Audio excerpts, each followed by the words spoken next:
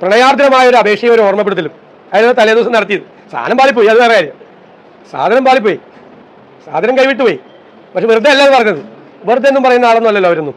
അവർക്ക് വളരെ പ്രധാനപ്പെട്ട നേതാക്കന്മാരല്ലേ, പല കണക്കിലാണ് പറഞ്ഞത്. പക്ഷെ ഞങ്ങൾ അന്നും പറയണ്ടായിരുന്നു, ഞങ്ങളിതൊക്കെ കൂട്ടുന്നുണ്ടായിരുന്നു.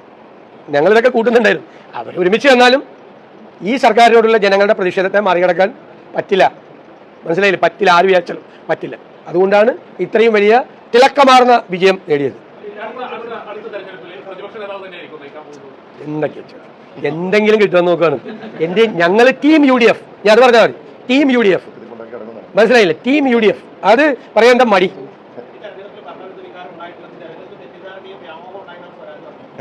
ഞാനതിന് കുറ്റപ്പെടുന്നില്ല.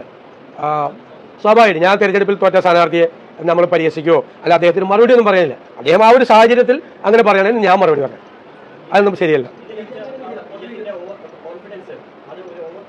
ഒരിക്കലും ആവില്ല. ഞങ്ങൾ പറഞ്ഞല്ലോ 20 സീറ്റിൽ 18 സീറ്റ് കിട്ടിയല്ലോ പാർലമെന്റ് ഇലക്ഷനിൽ.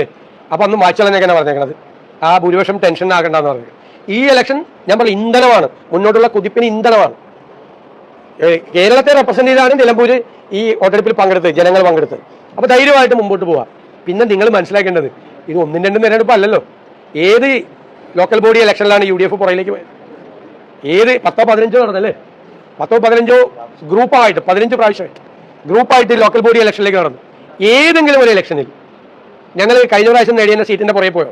എല്ലാ ഇലക്ഷനിലും കഴിഞ്ഞ പ്രാവശ്യം നേടിയതിന്റെ മിക്കവാറും ഇരട്ടിയിലധികം സീറ്റാണ് മിക്കവാറും ഇലക്ഷനിൽ വാങ്ങിച്ചത്. എല്ലാ ഇലക്ഷനും, കേരളം കണ്ട എല്ലാ ഇലക്ഷനും, ഇൻക്ലൂഡിങ് പാർലമെന്റ് ഇലക്ഷൻ. 2019 പാർലമെന്റ് ഇലക്ഷനേക്കാൾ വളരെയധികം ഭൂരിപക്ഷം